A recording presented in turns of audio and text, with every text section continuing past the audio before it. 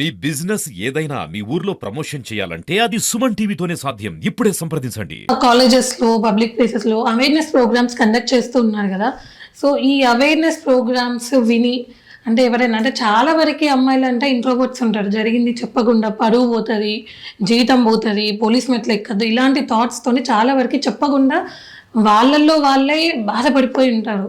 So అలాంటి వాళ్ళు ఎవరైనా బయటికి వచ్చి మేడం నాకు ఇది జరిగింది, నాకు న్యాయం చేయండి అని చెప్పారా మీ అవేర్నెస్ ప్రోగ్రామ్స్ విని చూసి? 100% అండి. అసలు నాకు వచ్చిన కంప్లైంట్స్ అన్నీ కూడా నేను అవేర్నెస్ ఇవ్వడం వల్ల వచ్చిన కంప్లైంట్సే. ఎందుకంటే షీ టీమ్స్ అనేది నార్మల్గా like other police stations type కాదు ఇది. ఇది ఏంటంటే సపరేట్గా జిల్లా మొత్తానికి ఒకటే ఉండి దాంట్లో ఉండే స్టాఫ్ కూడా ఆల్మోస్ట్ విమెనే ఉండి మేము ఉండేది కూడా సివిల్ డ్రెస్లోనే ఉంటాం, మఫ్టీలోనే ఉంటాం. సో మేము మా వర్క్ని మేము చెప్పాలి అంటే మాకు ఉన్న స్కోప్ వచ్చేసి అవేర్నెస్ ప్రోగ్రామ్స్. మేము అవేర్నెస్ ప్రోగ్రామ్స్కి వెళ్ళి షీ టీమ్స్ ఏం చేస్తుందో చెప్పడం వల్లనే మాకు కంప్లైంట్స్ వచ్చాయి. షీ టీమ్స్ యొక్క ముఖ్య ఉద్దేశం ఏంటంటే ఎవరైతే కంప్లైంట్ వస్తారో వాళ్ళు ఏదైతే మాతో ప్రాబ్లమ్స్ షేర్ చేసుకుంటారో అది మాకు మా స్టాఫ్ మధ్యలో తప్ప ఇంకా బయట వాళ్ళకి వెళ్ళదు. ఇప్పుడు అమ్మాయి వచ్చి కొన్నిసార్లు కంప్లైంట్ ఇవ్వడానికి కూడా స్టేషన్కి అంటే మా ఆఫీస్కి రాలేని పరిస్థితుల్లో కూడా ఆమెని ఏదైతే ప్రాబ్లం ఉందో అది మేము కాల్ ద్వారా వింటాం. అవసరమైతే మేము ఒక కంప్లైంట్ లెటర్ రాయించుకొని వాట్సాప్ ద్వారా పంపించమని చెప్తాం. ఆ అమ్మాయి మాకు కొన్ని సందర్భాలలో ఫేస్ కూడా చూపించదు. అలాంటి టైంలో కూడా మేము ఆమె ఇచ్చిన కంప్లైంట్ని ఏదైతే ఉందో అది తీసుకొని అవతల పర్సన్ ఎవరైతే ఉంటారో అతన్ని వాళ్ళ పేరెంట్స్ని కూడా రప్పించి ఈ ప్రాబ్లం గురించి డిస్కస్ చేసి ఆ అమ్మాయికి ఆ ప్రాబ్లం మళ్ళీ తిరిగి అంటే మళ్ళీ కూడా అమ్మాయి ప్రాబ్లం అది ఫేస్ చేసేలాగా అయితే ఉండకుండా మేము చేస్తాం. లేదు అది అప్పటితో కౌన్సిలింగ్తో సెట్ అవ్వదు, మేము చెప్పే మాటలతో సెట్ అవ్వదు అని అనుకుంటే అప్పుడు మేము ఎఫ్ఐఆర్కి వెళ్తాం. బట్ మనకి మోస్ట్లీ షీ టీమ్స్కి వచ్చేవా ఏ అమ్మాయి కూడా మాకు ఎఫ్ఐఆర్ కావాలని కోరుకోదు, ఆ ప్రాబ్లం సాల్వ్ అయితే చాలు అని చెప్పేసి కోరుకుంటుంది అనమాట. సో ఇంతకంటే అమ్మాయి ఏం కోరుకుంటుంది? నా ఐడెంటిటీ బయటకు రాకుండా మా వాళ్ళందరికీ మా వాళ్ళకి కానీ సొసైటీకి కానీ తెలియకుండా ఆ అమ్మాయి ఏదైతే ఫేస్ చేస్తుందో ఆ ప్రాబ్లమ్ సాల్వ్ అవుతానంటే అదే కదా అమ్మాయి కావాలనుకునేది. సో షీ టీమ్స్ చేస్తుంది మాత్రం ఇదే. నాకు వచ్చిన మాక్సిమం కంప్లైంట్స్ కూడా మేము అవేర్నెస్కి వెళ్ళినప్పుడు విని అంటే మమ్మల్ని అప్రోచ్ అయిన వాళ్ళు కానీ లేదంటే మా నెంబర్ అప్పుడు తీసుకొని ఎవరికైనా అవసరం ఉంది లేదు ఇలాంటి ప్రాబ్లం ఎవరైనా ఫేస్ చేస్తున్న వాళ్ళకి మా నెంబర్ ఇవ్వడం ద్వారా మాకు అప్రోచ్ అయిన వాళ్ళే ఎక్కువగా ఉన్నారు. సో ఫస్ట్ మ్యామ్ అంటే షీ టీమ్ పెట్టిన దగ్గర నుంచి ఇప్పటి వరకు దాడులు తగ్గడము అండ్ ఎంతవరకు సక్సెస్ అయ్యారు మహిళల్ని సేఫ్ చేయడంలో? నా దగ్గరికి వచ్చిన ప్రతి కంప్లైంట్కి అయితే మాత్రం నేనైతే న్యాయం చేసిన. వాళ్ళు మళ్ళీ మీరు కౌన్సిలింగ్ ఇచ్చిన తర్వాత మీరు ఈ ప్రాబ్లమ్ని సాల్వ్ చేసిన తర్వాత కూడా మాకు ఈ ప్రాబ్లం మళ్ళీ రిపీట్ అయిందనే మాట అయితే వాళ్ళు చెప్పలేదు. అంటే నాకైతే ఈ సాటిస్ఫాక్షన్ ఉంది. అండ్ దీంతో పాటు మేము మా దగ్గరికి వచ్చిన ప్రాబ్లమ్ని సాల్వ్ చేయడంతో పాటు ఇప్పుడు మన విమెన్ వచ్చేసి బయట వర్క్ ప్లేసెస్కి వెళ్ళడం కానీ లేకపోతే కాలేజ్కి స్కూల్కి వెళ్ళేటప్పుడు కానీ వాళ్ళు వెళ్ళే ప్రదేశాలు ఉంటాయి కదా, లైక్ వాళ్ళ స్ట్రీట్స్ కావచ్చు, లేదు ఆటోస్లో బస్సులలో వెళ్తూ ఉంటారు, లేదు వాళ్ళ వర్క్ ప్లేస్లో కావచ్చు, లేదంటే ఎప్పుడైనా పార్కులకు సినిమాలకు షాపింగ్ మాల్స్కు వెళ్తూ ఉంటారు. సో ఆ ప్లేసెస్లో కూడా మేము డైలీ వాళ్ళు చెప్పినా చెప్పకపోయినా వాళ్ళు కంప్లైంట్ ఇచ్చినా ఇవ్వకపోయినా మాకు విమెన్ ఈ ప్లేసెస్లో ఎక్కువ తిరుగుతారు, లేదు విమెన్కి ఇక్కడ ఏదైనా ప్రాబ్లం వచ్చే ఛాన్స్ ఉంది అన్న ప్లేసెస్ అన్నిటిని మేము హాట్స్పాట్ లాగా సెలెక్ట్ చేసుకొని డైలీ వాటిని ఏంటి అక్కడికి వెళ్ళేసి విజిట్ చేయడం జరుగుతుంది. మఫ్టీలో వెళ్ళేసి చేస్తాము, ఇట్లా యూనిఫామ్ లో కాకుండా. సో సివిల్ డ్రెస్ లో వెళ్ళడం వల్ల మేము జనాలలో కలిసిపోయి ఉండేసి అక్కడ అమ్మాయి పైన కానీ విమెన్ పైన కానీ ఎవరైనా కామెంట్ పాస్ చేయడము లేకపోతే అబ్యూజింగ్ చేయడము లేకపోతే ఇంప్రాపర్ గా టచ్ చేయడము మిస్బిహేవ్ చేయడము అలాంటిది ఏది చేయడానికి చూసినా మేము ఇమ్మీడియట్ గా వాళ్ళని పికప్ చేసేసి కన్సర్న్ పోలీస్ స్టేషన్ అప్పచెప్పడం జరుగుతుంది. అలాంటి సిచ్యువేషన్ ఏదో ఒకటి ఫేస్ చూసే ఉంటారు కదా మీరు మఫ్టీలో ఉన్నప్పుడు డైరెక్ట్ లైక్ అమ్మాయిని హెరాస్ చేయడం, అలాంటి ఇన్సిడెంట్ ఏదైనా జరిగిందా?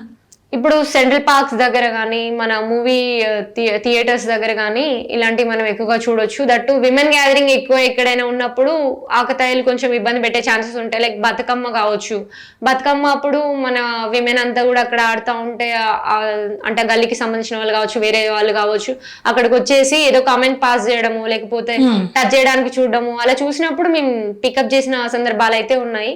అండ్ కాలేజ్ స్టూడెంట్స్ కు కూడా వాళ్ళు కాల్ చేస్తారనమాట మా కాలేజ్ దగ్గరికి డైలీ ఇట్లా బైక్స్ పైన వస్తూ ఉంటారు, అక్కడ కూర్చొని మేము వెళ్తున్నప్పుడు వస్తున్నప్పుడు మమ్మల్ని కామెంట్ చేయడం అలాంటివి చేస్తూ ఉంటారు. లేదు వాళ్ళందరూ అక్కడ డైలీ కావాల్సి అక్కడ కూర్చోవడం వల్ల మాకు ఇబ్బంది అవుతుంది అని కంప్లైంట్స్ ఇచ్చినప్పుడు కూడా మేము అక్కడికి వెళ్ళేసి అక్కడ వాళ్ళు అక్కడ కూర్చోకుండా వాళ్ళు అక్కడ ఆ సైడ్ రాకుండా చేసే సందర్భాలు అయితే ఉన్నాయి.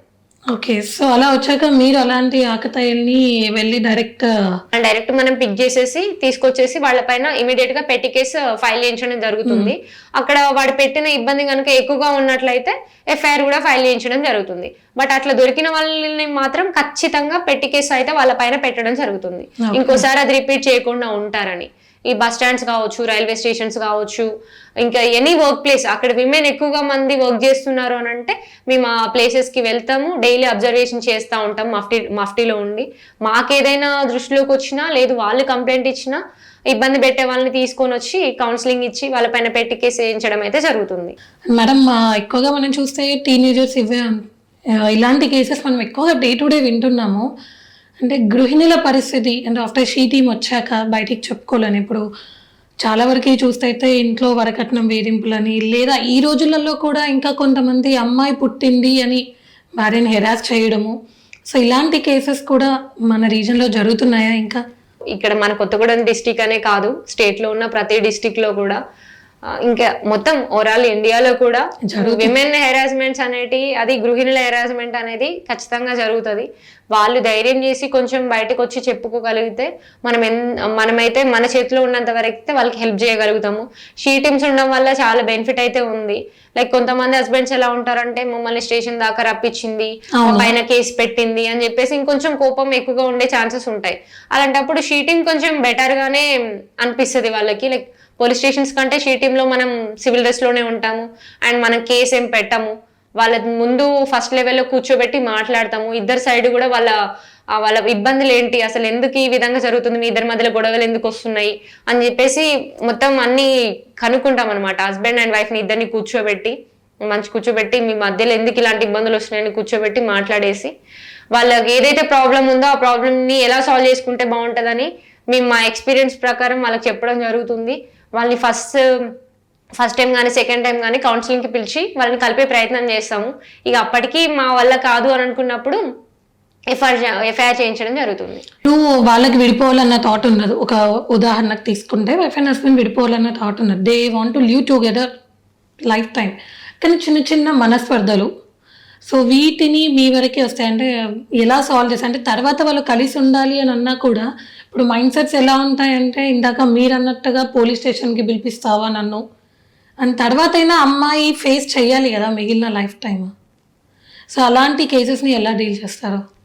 మీకు ఇదివరకు చెప్పినట్టుగానే మేము షేటీమ్ ఆఫీస్ వచ్చేసి లైక్ ఫ్రెండ్లీగా ఉంటుంది అండ్ మేమందరం కూడా సివిల్ డ్రెస్లోనే ఉంటాం కాబట్టి వాళ్ళని ఎప్పుడైతే కంప్లైంట్ ఇస్తారో వైఫ్ అప్పుడు హస్బెండ్ని మేము మర్యాదపూర్వకంగానే ఒకసారి రండి ఈ విషయం గురించి మాట్లాడదాం అనుకుంటున్నాము, మీ ఆవిడ కేసు పెట్టడానికి విల్లింగ్ లేదు, మీతో కలిసి ఉండాలనుకుంటుంది, సో మేము మీ మధ్యలో అసలు ఎందుకు ఈ మనస్పర్ధాలు వస్తున్నాయి అని చెప్పేసి తెలుసుకోవడానికే పిలిపిస్తున్నాం అని చెప్పేసి వాళ్ళు మర్యాదగా పిలిపించి ఎవరికి తెలియకుండా పిలిపించి కూర్చోబెట్టి వాళ్ళిద్దరి మధ్యలో ఉన్న మనస్పర్ధలన్నింటినీ తొలగించి అండ్ మా దగ్గరకు వచ్చే హస్బెండ్ అండ్ వైఫ్ కేసెస్ గురించి చెప్పి ఫాదర్ లేకపోతే పిల్లలు ఎలా ఉంటారు, లేకపోతే మదర్ లేకపోతే పిల్లలు ఎలా ఉంటారు, లేదు సింగిల్ విమెన్ ఫేస్ చేస్తున్న ప్రాబ్లమ్స్ చెప్పడం కానీ, లేకపోతే ఇద్దరు ఉండి ఇలా డిస్ప్యూట్స్ ఉండడం వల్ల పిల్లల లైఫ్ ఎలా ఎఫెక్ట్ అవుతుందని చెప్పేసి వాళ్ళకైతే మంచిగా వివరించి చెప్పడం జరుగుతుంది.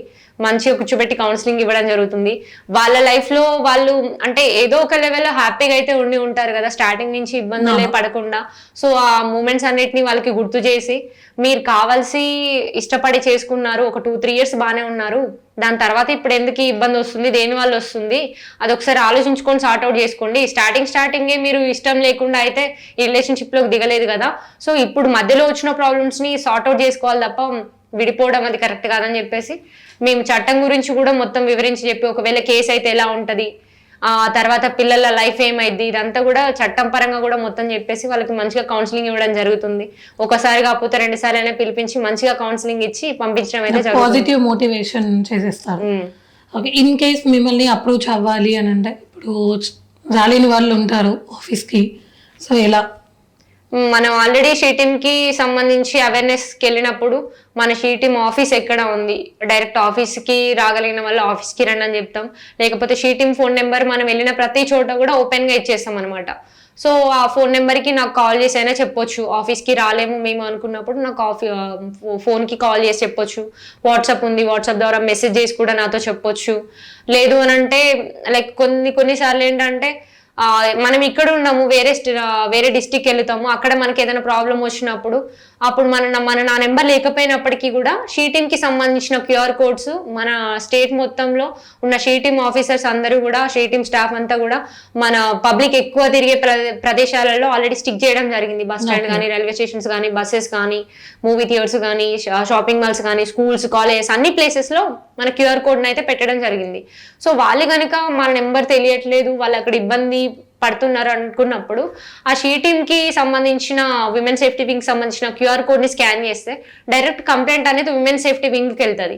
సో వాళ్ళు అప్పుడు మనకు ఆ ప్లేస్ కి సంబంధించిన షీటీమ్ ఆఫీస్ ఎక్కడ ఉంది, ఆఫీసర్స్ ఎవరున్నారు అని చెప్పేసి వాళ్ళకి కంప్లైంట్ ఫార్వర్డ్ చేయడం ద్వారా మన డిస్టిక్ లోనే కాదు, మన వాళ్ళు వేరే డిస్టిక్ వెళ్ళినా, వేరే ప్లేస్ కి వెళ్ళినా అక్కడి నుంచి కూడా షీటీమ్ ని అప్రోచ్ అవ్వచ్చు. అక్కడికి వెళ్ళినప్పుడు అక్కడ ఉండే షీటీమ్ ఆఫీసర్స్ వాళ్ళకి రెస్పాండ్ అయ్యి వాళ్ళకి తగిన న్యాయం చేస్తారు. మన జిల్లాలో అయితే నా ఫోన్ నెంబర్ అయితే ఓపెన్ గా ఇస్తున్నాను, వాళ్ళు మన ఫోన్ కి కాల్ చేసి చెప్పొచ్చు. వాళ్ళని ఎట్టి పరిస్థితుల్లో మీరు 100% ఆఫీస్కే రావాలి, అట్లయితేనే సాల్వ్ చేస్తా అని చెప్పడం అయితే లేదు. వాళ్ళ ఫోన్ ద్వారా కూడా వాళ్ళ సమస్యను మనకి చెప్పుకోవచ్చు. ఎక్కువగా దాడులు అంటే టీనేజర్సా, లేదు అంటే మ్యారీడ్ అయిన వాళ్ళ, సింగిల్ ఉమెన్సా ఆర్ వర్కింగ్ ఉమెన్స్, సో ఇలాంటి వాళ్ళ మీద ఎక్కువగా దాడులు జరుగుతున్నాయి. అలానే ఏం లేదు, మనం తీసుకునే నిర్ణయాలను బట్టే, మనం చేసే వాటిని బట్టే మనం ప్రాబ్లమ్స్ ఎదుర్కొంటాం. అది చిన్నపిల్ల, పెద్దవాళ్ళ, గృహిణుల, వర్కింగ్ ఉమెన్స్ అనేది కాదు. మనం ఎక్కడున్నా, స్కూల్కి వెళ్ళినా, వర్క్ ప్లేస్కి వెళ్ళినా, ఎక్కడికి వెళ్ళినా కానీ అక్కడ మనం ఎవరిని నమ్మాలి, ఎవరిని నమ్మకూడదు, ఎంతవరకు నమ్మొచ్చు, ఎవరైనా మనల్ని అప్రోచ్ అవుతున్నారంటే ఎందుకోసం అప్రోచ్ అవుతున్నారు, వాళ్ళకి ఏం బెనిఫిట్ ఉంది అని చెప్పేసి మనం ఆలోచించగలిగి వాళ్ళతో మూవ్ అయితే చాలు. ఎట్టి పరిస్థితుల్లో అడ్వాంటేజ్ ఇవ్వకుండానే బెటర్. నమ్మిన చోటనే మనకి మోసం జరిగింది. సో నమ్మకుండా ఉండాలి, మనం ఎంతవరకు ఉండాలో అంతవరకే ఉండాలి. ఒకవేళ రియల్ గా ఒక పర్సన్ మనని అప్రోచ్ అవుతున్నారు, మనని పెళ్లి కోసమే అన్నప్పుడు అలాంటి పర్సన్ మనతో ముందుగానే ఇలాంటి చాటింగ్స్ చేయడము, ఫొటోస్ దిగడము, ఫిజికల్ గా కాంటాక్ట్ అవ్వడము చేయడు. అని ఆల్రెడీ చేసుకోవాలని అనుకున్న వ్యక్తి పెళ్లి ఎప్పుడు చేసుకుందాం, ఏ టైంలో చేసుకుందాం, ఎలా చేసుకుందాం అని ఆలోచిస్తాడు తప్ప పెళ్లికి ముందే ఈ ఫొటోస్, వీడియోస్ అని, వీడియో కాల్స్ అని, ఇవన్నీ ఫిజికల్ కాంటాక్ట్ గురించి కానీ ఆలోచించడు. పెళ్ళైన తర్వాత లైఫ్ అంతా నీతో ఆమె ఉంటది అని తెలిసినప్పుడు ముందే ఇలాంటి చేయాల్సిన అవసరం లేదు. జెన్యున్ గా ఒక పర్సన్ అమ్మాయిని చేసుకుందాం అనుకున్నప్పుడు. సో ఒక్కసారి అమ్మాయిలు ఎవరైతే ఉన్నారో వాళ్ళు ఇదే ఆలోచించగలిగితే చాలు. ఎవరైనా మనని లవ్ చేస్తున్నాను నన్ను అప్రోచ్ అయితే డైరెక్ట్ సీదా చెప్పేయాల్సిందే. ఇది నేను ఓపెన్ గా చెప్తున్నా, పెళ్లి చేసుకుందామని నువ్వు అనుకుంటున్నావు కాబట్టి ముందు మా ఇంట్లో చెప్పి పెళ్లి కొప్పించు, దాని తర్వాతనే ఏదైనా చెప్పగలిగితే ఇలాంటి క్రైమ్ అయితే నాకు తెలిసి ఒక 50% అయినా తగ్గుతుంది అన్న ఒపీనియన్. అండ్ ఇంకా స్కూల్కి వెళ్ళే పిల్లలు కానీ, కాలేజ్కి వెళ్ళే పిల్లలు కానీ, బిలో 18 years ఉన్న పిల్లలు వాళ్ళు అసలు స్కూల్కి, కాలేజ్కి ఎందుకు వెళ్తున్నారు, వాళ్ళకి ఏముంది అని చెప్పేసి కనుక వాళ్ళు డైలీ ఒకసారి గుర్తు చేసుకోగలిగితే ఇలాంటి ఏమి జరగకుండా ఉంటాయి. మనం ఎందుకు వెళ్తున్నాం స్కూల్కి, కాలేజ్ అని కాకుండా మన ఏమేంటో అదంతా పక్కన పెట్టేసి అప్పుడు ఉన్న సొసైటీలో జరిగే వాటికి అట్రాక్ట్ అయ్యో, సోషల్ మీడియాకి అట్రాక్ట్ అయ్యో అప్పుడు ఆ లవ్ జోలికి వెళ్తే కనుక వాళ్ళు ఖచ్చితంగా లైఫ్లో ప్రాబ్లమ్స్ని ఫేస్ చేయాల్సి అయితే వస్తుంది. సో టీనేజర్స్కి ఒక చిన్న సజెషన్ మ్యామ్. టీనేజర్స్ కి ఇదే నేను చెప్పినట్టుగానే, స్కూల్, కాలేజ్ ఉన్న పిల్లలు అయితే మీరు దేనికోసం స్కూల్ కి, కాలేజ్కి వెళ్తున్నారో దానిపైన ఫోకస్ చేయండి. ఎప్పుడైతే మీ మెచ్యూరిటీ అనేది ఒక లెవెల్లో ఉన్నప్పుడు, మీకు కరెక్ట్ పర్సన్ ని చూజ్ చేసుకోగలిగిన అప్పుడున్నప్పుడు మాత్రమే ఒక కరెక్ట్ పర్సన్ ని ఎంచుకొని వాళ్ళని పెళ్లి దాకా తీసుకెళ్ళాలని తప్ప ఇలాంటి మధ్యలో ఉండే వీటన్నిటిని కూడా ఎంకరేజ్ చేయకుండా ఉంటే బెటర్. అంటే టీనేజర్సే కాకుండా ఇంటి నుంచి ఒక అమ్మాయి బయటికి వెళ్తుంది, అదే షాపింగ్ కానీ లేదా వేరే ఊరికి వెళ్తున్నారు, సో ఇలాంటి దాంట్లో ఎలాంటి ప్రికాషన్స్, అంటే ఇప్పుడు అమ్మాయిలు కూడా ప్రికాషన్స్ తీసుకొని బయటికి వెళ్ళే పరిస్థితి ఏర్పడింది. సో ఇలాంటి ప్రికాషన్స్ తీసుకొని బయటికి వెళ్తే కొంతవరకైనా సేఫ్గా ఉంటారు. ఎందుకంటే ఎప్పుడు ఎక్కడ ఏం జరుగుతుందో అర్థం కాని సిచ్యువేషన్స్ ఉన్నాయి. సో ప్రికాషన్స్ అంటే ఎప్పుడు మనకు ఏ సైడ్ నుంచి ఎలాంటి ప్రాబ్లం వస్తుందో తెలియదు కాబట్టి మనం ఎన్ని ప్రికాషన్స్ తీసుకున్నా మేబీ అది ఎఫెక్ట్ అవ్వచ్చు, అవ్వకపోవచ్చు. బట్ మనకు ఇప్పుడున్న సొసైటీలో మాత్రం పోలీసింగ్ అనేది చాలా డెవలప్ అయిపోయింది. సో పోలీసింగ్ అనేది చాలా బాగా జరుగుతుంది. ఎప్పుడు చూడు మన వాళ్ళని చూస్తూనే ఉంటారు, మన పోలీస్ డిపార్ట్మెంట్ వాళ్ళని. ఎనీ టైం వాళ్ళు పెట్రోలింగ్ అని చెప్పేసి తిరుగుతూ ఉంటారు. మీరు అన్నట్టుగా అమ్మాయి వెళ్ళే ప్లేస్ కొంచెం ఇబ్బందికరమైంది అని అంటే ఆ ప్లేస్లో ఖచ్చితంగా కూడా మన వాళ్ళు ఇంకెక్కువ టైమ్స్ పెట్రోలింగ్ చేస్తూనే ఉంటారు. అక్కడ ఎంతో కొంత సెక్యూరిటీ అయితే ఆల్రెడీ ప్రొవైడ్ చేసే ఉంచుతారు. మన ఇంట్లో నుండి బయటికి వెళ్ళే అమ్మాయి ఏదైనా ఇబ్బంది కలుగుతుంది, నాకు ఎవరైనా ఇబ్బంది కలుగజేస్తారు అనుకున్నప్పుడు ఇమీడియట్ గా 100కి డయల్ చేయొచ్చు. మనకి 100కి డయల్ చేస్తే విత్ ఇన్ 5 minutes లోపే అక్కడ లోకల్ పోలీస్ ఆల్రెడీ పెట్రోలింగ్ లోనే ఉంటారు కాబట్టి ఇమీడియట్ గా వాళ్ళకి వచ్చేసి హెల్ప్ అయితే అందించడం జరుగుతుంది. మనం వెళ్ళే ప్లేస్ ని బట్టి మనం ఎలాంటి ప్రికాషన్స్ తీసుకోవచ్చు అని చెప్పేసి ముందే వాళ్ళు ఆలోచించగలిగితే చాలు. ఇంటి నుండి బయటకు వెళ్ళినప్పుడు ఏదైనా సమస్య రావడంతోనే వెంటనే పానిక్ అవ్వకుండా కొంచెం తెలివిగా ఆలోచించి ఆ టైంలో ఆ ప్రాబ్లమ్ని ఎలా సార్ట్అవుట్ చేసుకుంటే బాగుంటుంది అని చెప్పేసి ఆలోచించగలిగితే వాళ్ళ ప్రాబ్లమ్ వాళ్ళు ఈజీగా సార్ట్అవుట్ చేసుకోవచ్చు. లైక్ ఇప్పుడు ఏదైనా ఇన్సిడెంట్ జరిగే ఛాన్సెస్ ఉందనంటే ఆ చుట్టుపక్కల ఉన్న వాళ్ళు ఎవరైనా ఉంటారు కదా, వాళ్ళని వెంటనే కొంచెం బిగ్గరగా అరిచేసి హెల్ప్ అని చెప్పేసి అరవడం, లేకపోతే ఎక్కువ మంది ఎక్కడైతే మనకు కనిపిస్తారో దగ్గరలో వాళ్ళ దగ్గరికి వెళ్ళిపోవడం, వెంటనే 100కి డయల్ చేయడం, అదంతా చేస్తే బెటర్. అండ్ ఇప్పుడున్న కాలేజ్ స్కూల్స్ లో ఉన్న పిల్లలకైతే సెల్ఫ్ డిఫెన్స్ టెక్నిక్స్ నేర్పిస్తే మాత్రం వాళ్ళకి చాలా హెల్ప్ఫుల్ గా ఉంటుంది. ఆన్ ది స్పాట్ వాళ్ళు ప్రొటెక్ట్ చేసుకునేంత వరకు ప్రొటెక్ట్ చేసుకోగలుగుతారు. అది నా ఒపీనియన్ అండి. అండ్ ఫైనల్లో షీ టీమ్ని ఎలాంటి విషయాలలో అంటే ఎలాంటి ప్రాబ్లమ్స్ లో మిమ్మల్ని అప్రోచ్ అవ్వచ్చు? షీ టీమ్స్ వచ్చి మెయిన్ గా మనం ఇంటి దగ్గర నుండి బయలుదేరినప్పటి నుంచి మన వర్క్ ప్లేస్ కావచ్చు, లేకపోతే వెళ్ళే ఏ ప్లేస్ లో మధ్యలో కానీ లేకపోతే వెళ్ళిన ప్లేస్ లో కానీ ఎలాంటి ప్రాబ్లం ఎదుర్కొన్నా వాళ్ళు చెప్పొచ్చు. లైక్ ర్యాగింగ్ కావచ్చు, ఈవ్టీజింగ్ కావచ్చు, కమెంట్స్ పాస్ చేస్తూ ఉంటారు అలాంటివి కావచ్చు, లేకపోతే అబ్యూజ్ చేస్తూ ఉంటారు అలాంటిది కావచ్చు, లేకపోతే మిస్బిహేవ్ చేస్తారు అలాంటిది కావచ్చు, ఇంప్రాపర్ గా టచ్ చేస్తారు అంటే ఎక్కువ క్రౌడ్ ఎక్కువ ఉన్న చోట వాళ్ళు మిస్బిహేవ్ చేసే ఛాన్స్ ఉంటుంది, ఇంప్రాపర్ గా టచ్ చేసే ఛాన్స్ ఉంటుంది. అలాంటి టైంలో కావచ్చు, లేదనంటే రాంగ్ గా కాల్స్ చేస్తూ ఉంటారు నెంబర్స్ తీసుకొని, లేదు అని అంటే మెసేజ్ పెడతా ఉంటారు, లేదు సోషల్ మీడియా ద్వారా కూడా అంటే మన ఫొటోస్ ఏదైనా ఉంటే మార్ఫింగ్ చేసేసి లేకపోతే బ్లాక్ మెయిల్ చేయడం, ఆ టైప్ ఆఫ్ హెరాస్మెంట్స్ ఉన్నా కానీ చెప్పొచ్చు. లేదంటే లవ్ చేయమని చెప్పేసి హెరాస్ చేసినా చెప్పొచ్చు, ఫాలో చేసినా చెప్పొచ్చు. స్కూల్కి కానీ కాలేజ్ కానీ వర్క్ ప్లేస్కి కానీ వెళ్తున్నప్పుడు ఎవరైనా ఫాలో చేసినా చెప్పొచ్చు. లేదంటే మన స్కూల్ దగ్గర కానీ కాలేజ్ దగ్గర కానీ వర్క్ ప్లేస్ దగ్గర కావచ్చు, లేకపోతే ఇంటి దగ్గర కావచ్చు, ఎవరైనా ఒక అల్లరి మూక అక్కడ కూర్చొని ఉండేసి అనవసరంగా వచ్చిపోయేటప్పుడు ఏదైనా కామెంట్స్ చేసినా, మనకి ఇబ్బంది కలిగేలాగా చూసినా, అనవసరంగా వాళ్ళు అక్కడ డైలీ అక్కడ గ్యాదర్ అయినా కూడా అలాంటి విషయాలలో కూడా చెప్పొచ్చు. ఆటో డ్రైవర్స్ కానీ లేకపోతే బస్సులో వెళ్ళేటప్పుడు కానీ ఎవరైనా మిస్బిహేవ్ చేసినా అలా కూడా చెప్పొచ్చు. లేదంటే ఎవరైనా లవ్ చేయమని చెప్పేసి ఇబ్బంది పెట్టినా చెప్పొచ్చు. లేదు ఒక పర్సన్ని నమ్ముతారు, కొంతకాలం లవ్ లో ఉంటారు, దాని తర్వాత అబ్బాయి కరెక్ట్ కాదని చెప్పేసి వద్దనుకుంటే ఆ అబ్బాయి ఇబ్బంది పెట్టినా చెప్పొచ్చు. ఈ మెసేజ్ కాల్స్ ఫొటోస్ ఉన్నాయని చెప్పేసి ఇవన్నీ రకాలుగా ఇబ్బంది పెడుతున్నారని చెప్పేసి చెప్పొచ్చు. అండ్ మన డొమెస్టిక్ వైలెన్స్, గృహహింస అది చేస్తున్నారని కూడా షీ టీమ్స్ ని అప్రోచ్ అవ్వచ్చండి. మనకు వీలైనంత వరకు ఏదైతే ప్రాబ్లమ్స్ ఉన్నాయో ఆ ప్రాబ్లమ్స్ తో వచ్చినప్పుడు కౌన్సిలింగ్ ద్వారా సెట్ చేయడానికి ట్రై చేస్తాం.